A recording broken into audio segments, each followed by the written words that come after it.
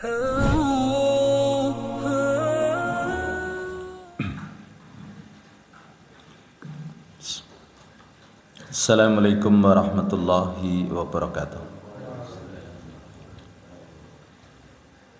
Innal hamdalillah wassalatu wassalamu ala Rasulillah wa ala alihi wa ashabihi wa man tabi'ahu bi ihsanin ila yaumil qiyamah. Allahumma shalli ala Muhammad wa ala ali Muhammad kama shallaita ala Ibrahim wa ala ali Ibrahim fil alamina innaka Hamidum Majid. Alhamdulillah, ehwati fillah, bapak-bapak, ibu-ibu jemaah salat subuh yang mudah-mudahan dirahmati oleh Allah Subhanahu wa taala. Pada kesempatan yang lalu telah kita sampaikan mengenai nama-nama daripada surga,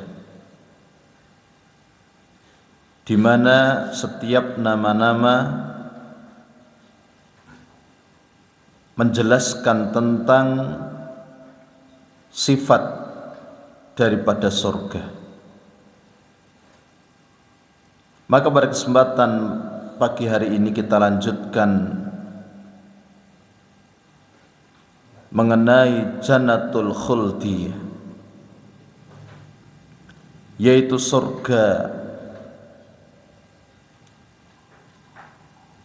yang nanti akan ditempati oleh orang-orang yang bertakwa. Apakah itu merupakan surga yang dahulu ditempati oleh Nabi Adam alaihissalam? Maka dalam perkara ini para ulama ada dua pendapat di kalangan mereka. Yang pertama, bahwa surga tersebut berbeda dengan surga yang dahulu ditempati oleh Nabi Adam. Jadi surga yang nanti akan ditempati oleh orang-orang yang bertakwa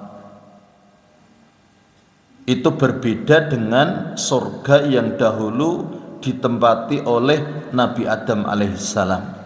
Ini pendapat yang pertama. Adapun sisi perbedaannya,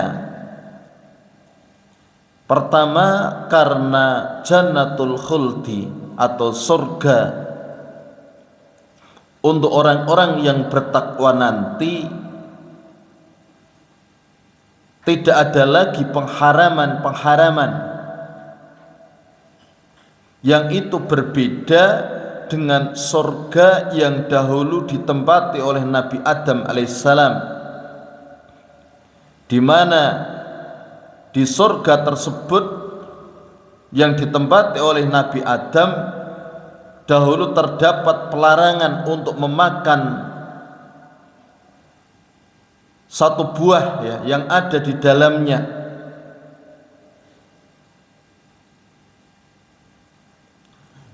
Kemudian yang kedua, bahwa surga yang ditempati oleh orang-orang yang bertakwa itu hanya dimasuki nanti ketika hari kiamat. Ini pendapat pertama. Kenapa mereka mengatakan bahwa surga orang-orang yang bertakwa nanti itu berbeda dengan surga yang ditempati oleh Nabi Adam? Kemudian pendapat yang kedua, dan ini merupakan pendapat mayoritas para ulama,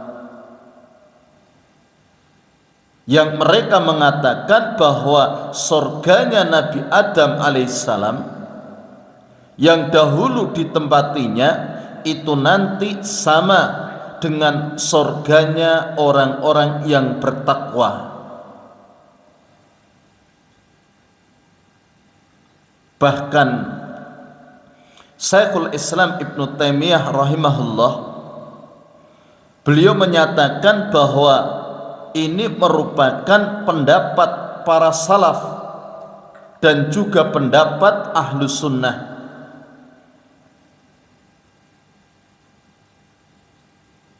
Jadi ini pendapat yang kedua, pendapat mayoritas para ulama yang mengatakan bahwa surganya Nabi Adam itu adalah sama dengan surganya orang-orang yang bertakwa nanti. Hal ini ditunjukkan dengan beberapa dalil ya. Yang pertama yaitu satu hadis di mana Rasulullah sallallahu alaihi wasallam bersabda, yajma'ullahu tabaraka wa ta'ala an-nasa fayaqumul mu'minuna hatta tuslafa lahumul jannah fayatuna Adam fayaqulun ya abana istaftih lanal jannah fayaqulu wahal ahrajakum minal jannati illa khati'atu abikum Adam. Jadi Allah mengumpulkan manusia, maka kaum mukminin berdiri hingga surga didekatkan kepada mereka. Lalu mereka pun mendatangi Adam. Lantas mereka berkata, wahai ayah kami, mintalah agar surga dibuka untuk kami. Maka Adam berkata, bukankah yang mengeluarkan kalian dari surga tidak lain kecuali kesalahan ayah kalian Adam. Ini hadis riwayat Muslim.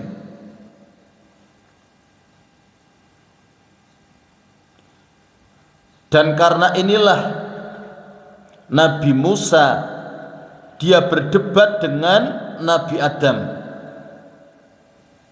Di dalam satu riwayat, inna Musa qala ya Rabbi arina Adam alladhi ahrajana wa nafsahu minal jannah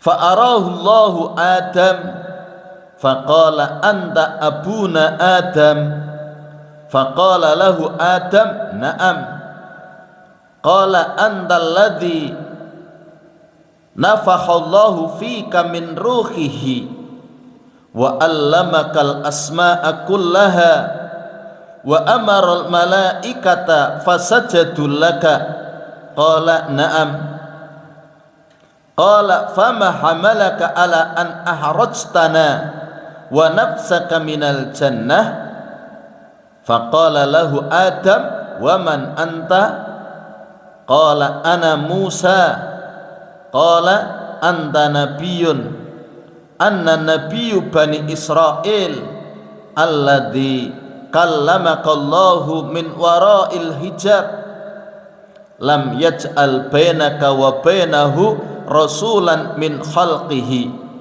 qala na'am qala afama wajadta anna dhalika kana fi kitabillahi qabla an uhlaqa qala na'am qala fima talumuni fi syai'in sabaqa minallahi ta'ala fihi al-qada qabli qala Rasulullah sallallahu alaihi wasallam inda dalika fahajja Adam Musa. Jadi bagaimana perdebatan yang terjadi antara Nabi Musa dan Nabi Adam. Jadi Musa berkata, wahai Rabb, perlihatkanlah kepadaku Adam, orang yang telah mengeluarkan kami dan dirinya dari surga. Lalu Allah memperlihatkan Adam kepadanya. Musa pun berkata, engkau Adam, bapak kami? Adam menjawab, benar. Musa pun berkata lagi, engkaukah orang yang telah ditiupkan roh oleh Allah, diberikan pengetahuan tentang nama-nama segala sesuatu, dan Allah memerintahkan para malaikat untuk sujud, lalu mereka sujud kepadamu? Adam menjawab, benar. Musa bertanya, lalu apa yang mendorongmu untuk mengeluarkan kami serta dirimu dari surga? Maka Adam pun balik bertanya, lalu kamu sendiri siapa? Musa menjawab, aku adalah Musa. Adam bertanya, kamukah nabi dari kalangan Bani Israel yang Allah telah mengajaknya atau mengajakmu berbicara dari balik tabir tanpa ada seorang perantara? Musa menjawab, benar. Adam bertanya, tidakkah engkau mengerti bahwa itu semua sudah ditentukan oleh Allah di dalam kitabnya di Lauhil Mahfud sebelum aku diciptakan? Musa menjawab, benar. Maka Adam bertanya, lalu kenapa engkau menyalahkanku atas sesuatu yang telah ditentukan oleh Allah sebelum aku diciptakan? Ketika itu Rasulullah sallallahu alaihi wasallam kemudian bersabda, Adam mengalahkan Musa. Adam mengalahkan Musa. Nah, ini hadis riwayat Abu Dawud dan dikatakan oleh Imam Al-Albani sebagai hadis hasan. Artinya dari dalil-dalil ini menunjukkan bahwa surga Adam itu merupakan surga yang nanti akan ditempati oleh orang-orang yang bertakwa.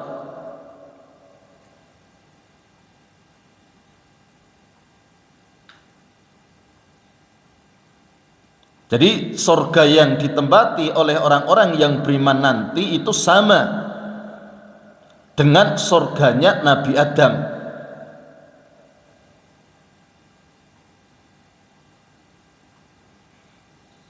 Sehingga seorang yang sekarang ini mereka melakukan amal soleh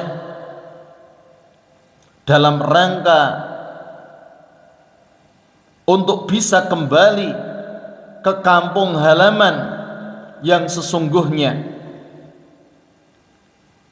yaitu surga yang dahulu ditempati oleh nenek moyang kita, yaitu Nabi Adam alaihissalam. Akan tetapi dengan catatan bahwa surga itu bisa diubah oleh Allah Subhanahu wa ta'ala, sebagaimana yang dikatakan oleh sebagian ulama bahwa surga itu bisa ditambah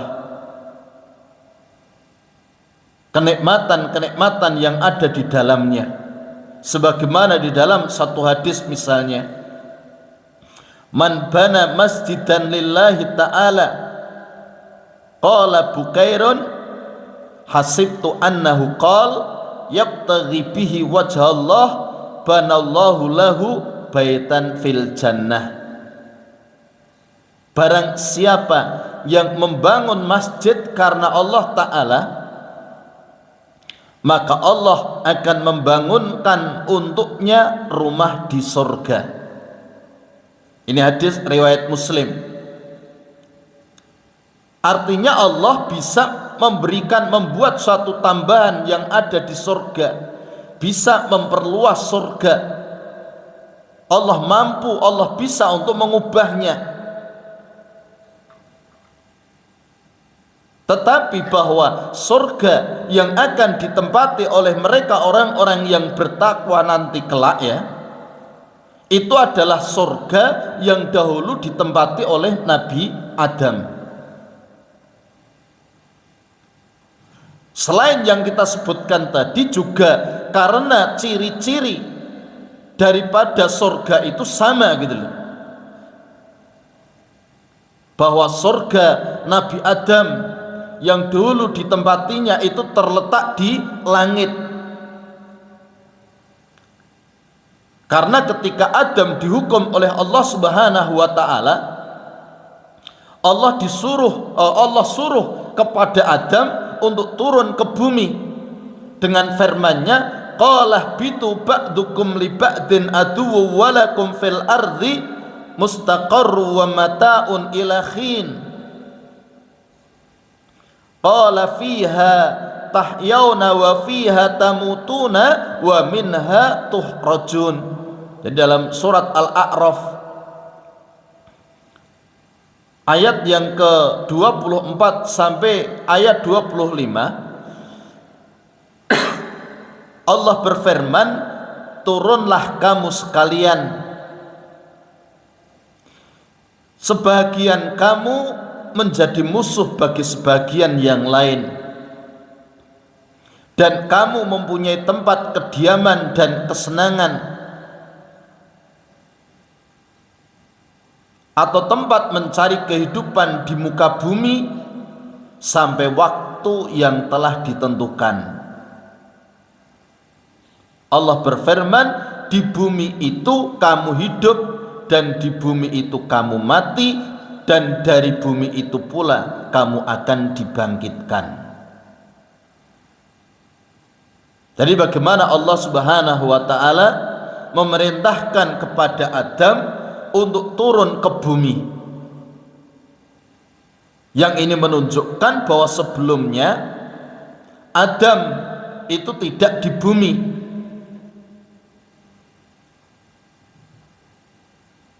Dan bagaimana juga Allah menyebutkan tentang sifat bumi tersebut, tempat di mana Nabi Adam akan hidup, kemudian juga dia akan mati, kemudian dia juga dibangkitkan. Maka ini menunjukkan bahwa Adam sebelumnya bukan di bumi, tetapi bagaimana Adam berada di surga ya, yang ada di langit ya. Jadi surga yang letaknya di langit. Hal ini juga dikuatkan lagi dengan bagaimana iblis ya, yang dia juga diusir, disuruh ya, turun bersama dengan Adam dan Hawa. Fa'azallahuma syaitanu anha fa'akhrajahuma mimma kana fihi wa qulna ihbitu ba'dukum li ba'din aduwwu wa lakum fil ardi mustaqarru wa mata'un ila khin. Lalu keduanya digelincirkan oleh syaitan dari surga itu dan dikeluarkan dari keadaan semula, dan kami berfirman, turunlah kalian, sebagian kalian menjadi musuh bagi yang lain, dan bagi kamu ada tempat kediaman di bumi dan kesenangan hidup sampai waktu yang ditentukan. Jadi bagaimana iblis yang sebelumnya dia bersama dengan malaikat di langit ya, ketika diperintahkan untuk sujud kepada Adam, tapi karena dia menolak, kemudian bagaimana iblis diusir ya. Demikian juga nanti tentang sifat surganya Adam itu sama dengan sifat surga yang akan didatangi oleh kaum mukminin nanti. Seperti dalam ayat dikatakan, faqulna ya Adamu inna hada aduwwul laka wa li zaujika fala yuhrijannakuma minal jannati fatashqa inna laka alla tajua fiha wa la ta'ra wa annaka la tatma'u fiha wa la tatha. Maka kami berkata, hai Adam, sesungguhnya ini, yaitu iblis, adalah musuh bagimu dan bagi istrimu. Maka sekali-kali janganlah sampai dia mengeluarkan kamu berdua dari surga, yang menyebabkan kamu menjadi celaka.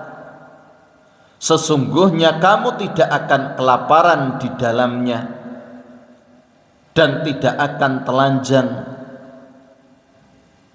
dan sesungguhnya kamu tidak akan merasa dahaga, tidak pula akan ditimpa panas matahari di dalamnya. Di dalam surat Toha ayat 117 sampai 119. Dan itu merupakan sifat-sifat surga. Sifat-sifat surga. Artinya bahwa surga yang ditempati oleh Nabi Adam waktu itu nanti sama dengan sifat-sifat surga yang nanti akan didatangi oleh orang-orang yang beriman. Dan sifat-sifat yang disebutkan dalam ayat tadi bukanlah sifat-sifat dunia, karena seseorang yang hidup di dunia, semewah apapun hidupnya, dia akan merasakan lapar, dia akan merasakan haus, dia akan merasakan kepanasan. Ini berbeda nanti dengan orang-orang yang berada di surga, dan juga surga yang dahulu ditempati oleh Nabi Adam. Jadi tidak ada bedanya surga Nabi Adam dengan surga orang-orang beriman nanti. Adapun tentang Nabi Adam dan Hawa, dia dilarang untuk mendekati sebuah pohon waktu itu, ya. Maka yang pertama itu bukanlah pembebanan taklif. Jadi bukan satu bentuk pembebanan taklif seperti amal-amal ketika di dunia, seperti sholat, puasa, haji misalnya. Akan tetapi itu hanya pelarangan untuk mendekati salah satu kenikmatan yang ada di surga. Dan hal ini juga berlaku pada surga, pada surga orang-orang beriman nanti, Jannatul Khuldi, ya, yaitu ketika nanti mereka orang-orang yang beriman, para penghuni surga itu tidak bisa mendekati istri penghuni surga yang lain. Jadi di surga nanti bagaimana para penghuni surga itu juga tidak bisa mendekati istri para penghuni surga yang lain. Ini yang pertama. Kemudian yang kedua, tidak adanya taklif,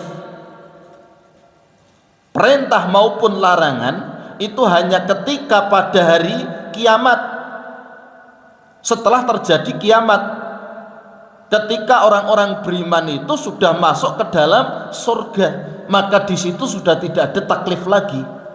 Adapun sebelum hari kiamat, maka secara akal, ya, itu bagaimana manusia mereka terkena beban taklif gitu loh. Sehingga surga yang waktu itu dimasuki oleh Nabi Adam itu bukanlah sebagai darul jaza, sebagai balasan, negeri balasan kepada Adam. Karena apa? Karena Adam, beliau belum mendapatkan taklif, belum mendapatkan beban syariat, belum mendapatkan ujian gitu ya.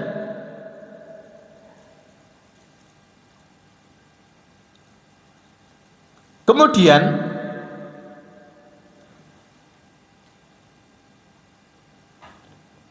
di dalam satu riwayat juga dikatakan bahwa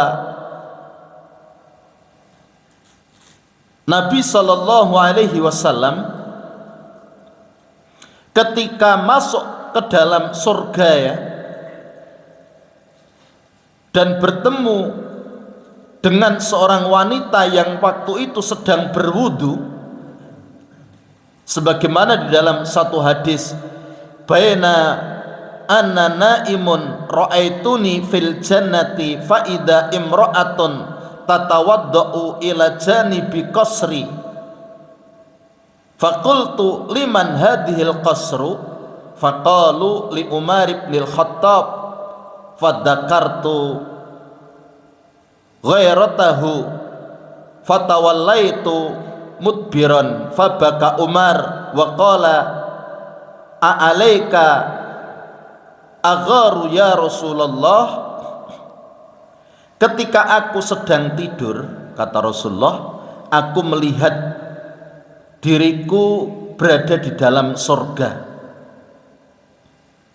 Tiba-tiba ada seorang wanita berwudu di sisi sebuah istana.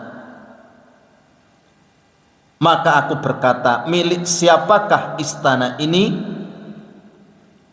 Maka mereka berkata, milik Umar ibn al-Khattab. Maka aku pun ingat akan sifat pencemburumu, maka aku pun balik. Maka Umar pun menangis dan berkata, apakah aku cemburu kepadamu wahai Rasulullah?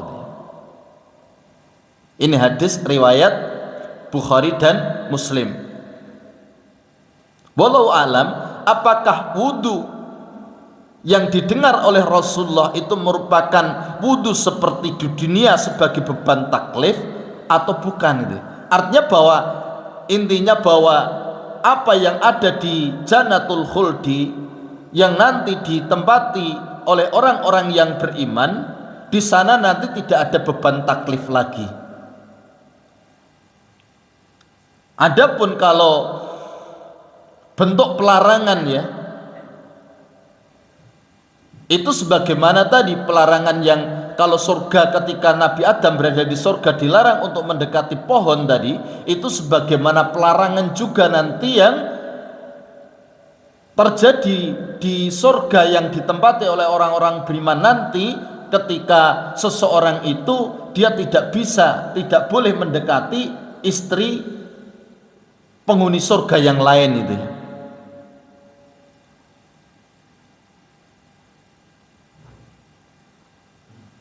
Jadi tentang masalah surga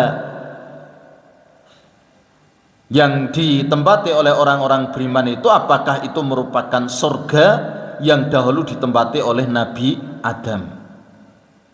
Tapi yang jelas bahwa perbedaan tadi yang terjadi di kalangan para ulama, tetapi mayoritas para ulama mengatakan bahwa surga Nabi Adam sama dengan surga yang akan ditempati oleh orang-orang yang beriman. Kemudian berbicara tentang surga juga, maka yang ketiga, bahwa ahlus sunnah wal jamaah mereka meyakini bahwa surga itu telah diciptakan. Surga itu telah ada, telah diciptakan oleh Allah Subhanahu wa ta'ala. Karena ada sebagian dari mereka yang memiliki keyakinan bahwa surga sekarang itu belum diciptakan, seperti mereka orang-orang Mu'tazilah. Orang-orang Mu'tazilah mereka itu mengatakan bahwa surga dan neraka sekarang itu belum ada. Itu mereka orang-orang Mu'tazilah. Mereka katakan bahwa surga dan neraka itu baru diciptakan ketika hari kiamat. Itu kata mereka. Mereka orang-orang Mu'tazilah berdalil dengan 3 pendalilan. Yang pertama, mereka yaitu kaum Mu'tazilah, mereka adalah musyabbihah. Musyabbihah itu suatu kaum yang mereka menyamakan Allah dengan makhluk di dalam perbuatan-perbuatannya. Itu orang-orang Mu'tazilah. Sehingga mereka mengatakan seharusnya Allah melakukan demikian dan demikian, tidak boleh Allah melakukan demikian dan demikian. Itu mereka Mu'tazilah. Akan tetapi barometernya itu adalah perbuatan manusia. Jadi mereka menyamakan perbuatan Allah itu dengan perbuatan manusia. Menurut mereka, orang-orang Mu'tazilah, mereka mengatakan bahwa tidak ada faedahnya penciptaan surga dan neraka sekarang, karena belum ada yang diberi balasan. Lalu untuk apa surga dan neraka sekarang itu ada gitu loh. Kata mereka, jika ada seorang raja membuat sebuah istana yang penuh dengan kenikmatan, yang penuh dengan kelezatan, yang diperuntukkan untuk rakyatnya, lantas dia melarang rakyatnya untuk memasuki istana tersebut dalam waktu yang lama, tentu perbuatan raja tersebut adalah perbuatan yang tidak hikmah, perbuatan yang tidak bijak. Dan akan ada orang yang mengkritiknya, untuk apa ini kalau dibikin sementara kosong, nggak ada penghuninya, dibiarkan saja. Itu orang-orang Mu'tazilah. Mereka menyamakan Allah dengan makhluk. Ini kaum Mu'tazilah. Jadi mereka ingin menyamakan Allah dengan perbuatan makhluk. Kalau pada makhluk ya seperti itu, padahal nanti Allah itu tidak serupa dengan makhluk. Allah itu laisa kamislihi syai'un. Maka subhat kaum Mu'tazilah ini kita jawab, kita katakan bahwa kita harus tunduk kepada dalil. Dan dalil menunjukkan bahwa surga sudah ada. Dan dalil itu sangat banyak. Ya, dalil itu sangat banyak, seperti ayat wasari'u ila magfiratin min rabbikum wa jannatin arduwas samawati wal ard uiddat lil muttaqin. Dan bersegeralah kamu kepada ampunan dari Tuhanmu dan kepada surga yang luasnya seluas langit dan bumi, yang telah disiapkan uiddat lil muttaqin, untuk orang-orang yang bertakwa. Dalam surat Ali Imran ayat 133. Kemudian di ayat yang lain, sabiqu ila magfiratin min rabbikum wa jannatin arduha ka ardis samai wal ard uiddat lilladzina amanu billahi wa rusulihi dzalika fadlullahi yu'tihi may yasha wallahu dzul fadlil adzim. Sama dengan ayat tadi. Di dalam ayat ini juga dikatakan berlomba-lombalah kamu kepada ampunan dari Tuhanmu dan surga yang luasnya seluas langit dan bumi, yang telah disediakan. bagi orang-orang yang beriman kepada Allah dan Rasul-Rasulnya. Itulah karunia Allah, diberikannya kepada siapa yang dikehendakinya, dan Allah mempunyai karunia yang besar. Jadi dua ayat tadi menyebutkan bagaimana Allah mengatakan tentang surga itu uiddat, disiapkan. Ini menunjukkan bahwa surga itu telah ada. Surga telah ada. Begitu juga nanti Nabi sallallahu alaihi wasallam, beliau pernah melihat surga, yaitu ketika melakukan Isra Mi'raj.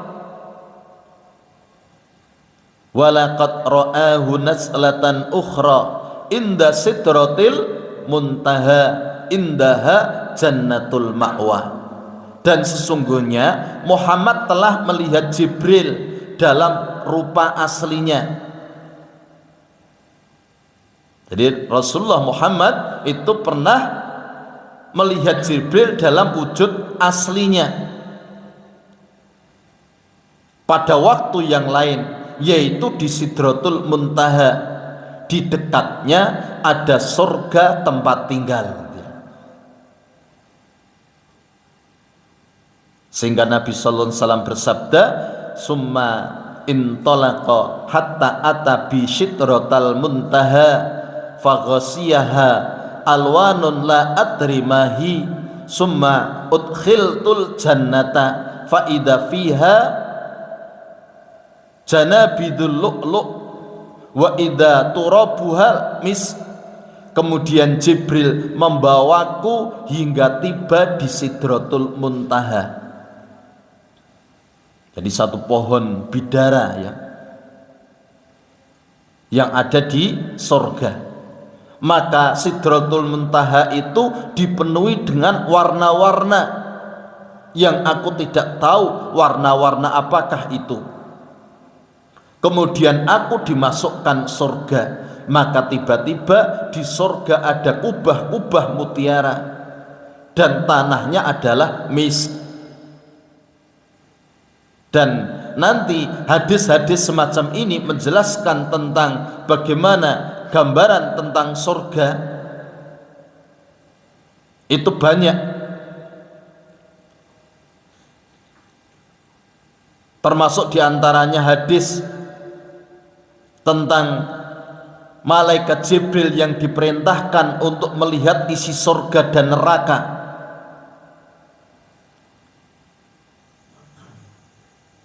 Bagaimana nanti malaikat Jibril ya diperintahkan oleh Allah Subhanahu wa taala untuk melihat surga. Ketika Jibril melihatnya, kemudian dia pun berkata, ya Allah, tidak ada seorang pun yang mendengar tentang surga semacam ini kecuali dia akan memasukinya. Kemudian setelah itu Allah meliputi surga dengan perkara-perkara yang dibenci. Kemudian Jibril diperintahkan untuk melihatnya kembali. Setelah itu dia pun mengatakan, hampir-hampir tidak ada orang yang melihatnya yang dia mau masuk ke dalamnya. Sehingga bagaimana nanti khuffatil jannatu bil makarih wa khuffatin naru bisyahawat. Jadi surga itu diliputi dengan perkara-perkara yang tidak disukai. Sementara neraka itu dipenuhi dengan perkara-perkara subhat ya, yang disenangi oleh hawa nafsu.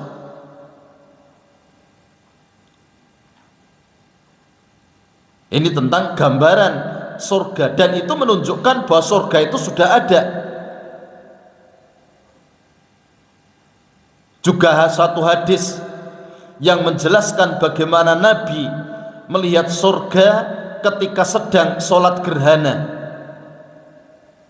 Ibnu Abbas berkata, khosafatis syamsu ala ahdi Rasulillahi sallallahu alaihi wasallam fasalla qalu ya Rasulullah ra'ainaka tanawalta syai'an fi maqamika summa ra'ainaka takakka'ta qala inni uritul jannah fatanawaltu minha unqudan walau ahadtuhu la akaltum minhu ma baqiyatid dunya. Jadi Ibnu Abbas mengatakan pernah terjadi gerhana matahari di zaman Nabi, maka Nabi pun sholat. Mereka para sahabat pun berkata, wahai Rasulullah, kami melihatmu mengambil sesuatu ketika engkau sedang sholat, lalu kami melihatmu mundur. Maka Nabi berkata, sesungguhnya aku diperlihatkan surga.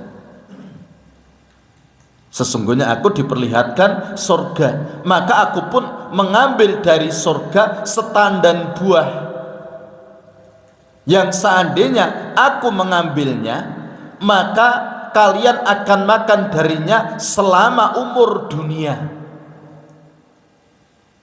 Ini hadis riwayat Bukhari dan Muslim. Jadi perkataan Nabi, jika aku mengambilnya lantas kalian makan darinya, itu menunjukkan bahwa surga itu sudah ada, sehingga buahnya bisa memungkinkan untuk bisa diambil gitu loh. Ini menunjukkan bahwa sekali lagi surga itu sudah ada. Sementara mereka, perkataan orang-orang Mu'tazilah yang mereka mengatakan bahwa penciptaan surga dan neraka sekarang ini tidak ada faedahnya, kata mereka, maka kita katakan justru dalil-dalil menunjukkan adanya surga sekarang itu ada faedahnya. Di antaranya, pertama, roh orang mukmin itu seperti burung yang berjalan-jalan di surga, sehingga Nabi SAW bersabda, nasamatul mu'min idza mata ta'irun ta'laku bisyajaril jannah hatta turji'ahu Allah tabaraka wa ta'ala ila jasadihi yauma yab'asuhumullah. Jadi roh orang mukmin jika meninggal adalah burung yang bergantung di pohon-pohon surga hingga Allah mengembalikannya ke jasadnya, pada hari Allah membangkitkannya. Ini hadis riwayat Ahmad, dan Su'aib al-Arnaud mengatakan bahwa sanadnya sahih sesuai dengan syarat Bukhari dan Muslim. Artinya dari hadis ini menunjukkan bagaimana roh orang-orang beriman itu merasakan kenikmatan di dalam surga. Roh gitu ya, rohnya orang-orang beriman. Akan tetapi dia tidak bisa masuk ke dalam surga secara total, hanya rohnya. Adapun jasadnya itu nanti akan dibangkitkan pada hari kiamat. Ini menunjukkan bahwa diciptakannya surga sekarang, adanya surga sekarang itu berfaedah, sehingga bagaimana roh orang-orang beriman itu bisa menikmatinya, bisa menikmatinya. Kemudian yang kedua, roh para syuhada, orang-orang yang mati syahid. Nabi SAW bersabda, arwahuhum fi jawfi tairin khudrin laha qanadilu mu'allaqatun bil ars tasrahu minal jannati khaisu sa'at summa ta'wi ila tilqal qanadil. Roh mereka, orang-orang yang mati syahid itu ya, berada di dalam rongga burung hijau yang mempunyai banyak pelita yang bergantungan di arsy. Dia dapat keluar masuk surga sesuka hati, ya. Kemudian beristirahat lagi di pelita-pelita itu. Ini hadis riwayat Muslim. Jadi bagaimana roh orang-orang yang mati syahid itu lebih khusus lagi daripada roh orang-orang beriman. Jadi dia lebih, orang yang mati syahid kan lebih utama, ya. Karena roh para syuhada itu berada di dalam jasad jasad burung.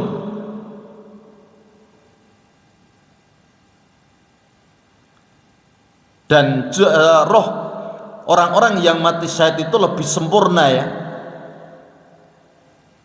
Karena bukan hanya di dalam burung, tapi di dalam rongga burung, sehingga kelezatannya itu lebih sempurna.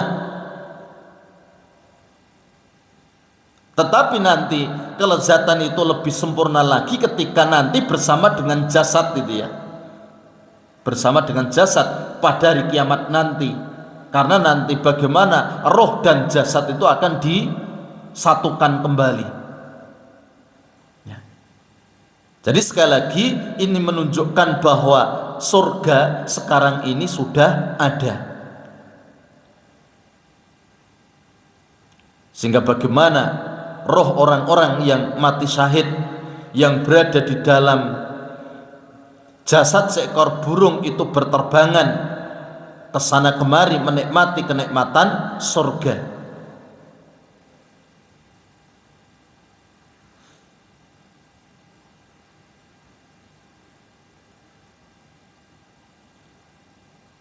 Adapun firman Allah Subhanahu wa taala, inna ashabal jannatil yawma fi sughulin fakihuna hum wa aswajuhum fi dilalin alal araiki muttaqiun.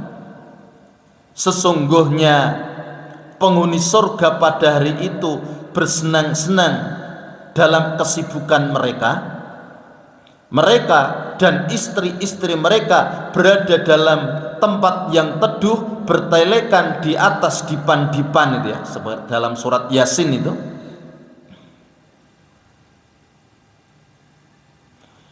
Ayat ini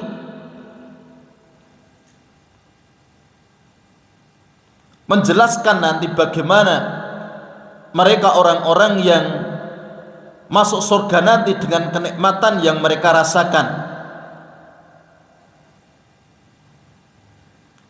Adapun kemudian tentang hadis yang kita sebutkan tadi tentang roh orang-orang beriman, kemudian roh orang-orang yang mati syahid yang mereka berada di dalam surga, maka mereka itu belum memasuki surga secara keseluruhan.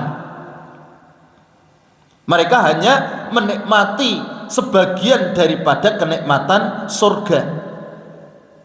Begitu juga nanti seperti hadis yang menjelaskan tentang orang-orang yang berada di dalam alam barzah itu, yang kemudian nanti di sana disebutkan setelah dia merasakan kenikmatannya, ya, karena di dalam alam barzah, alam kubur itu ada nikmatnya, ada adabnya, gitu ya.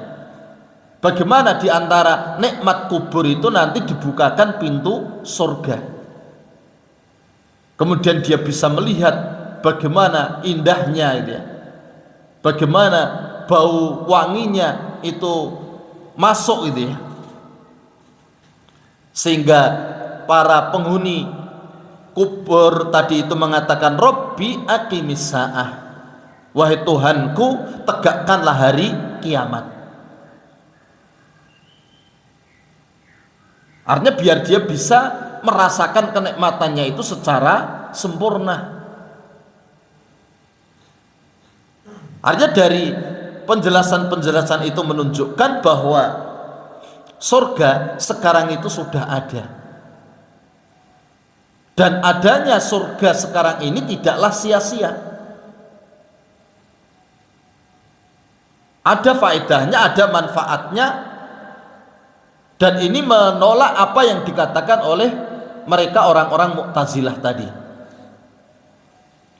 yang mereka mengatakan bahwa penciptaan surga dan neraka sekarang ini, kalau mereka mengatakan bahwa sekarang surga ini sudah ada sebagaimana keyakinan kita kaum muslimin ahlu sunnah wal jamaah, ya, mereka katakan penciptaan itu tidak hikmah, penciptaan itu tidak bijak, maka bisa kita bantah dengan alasan-alasan tadi.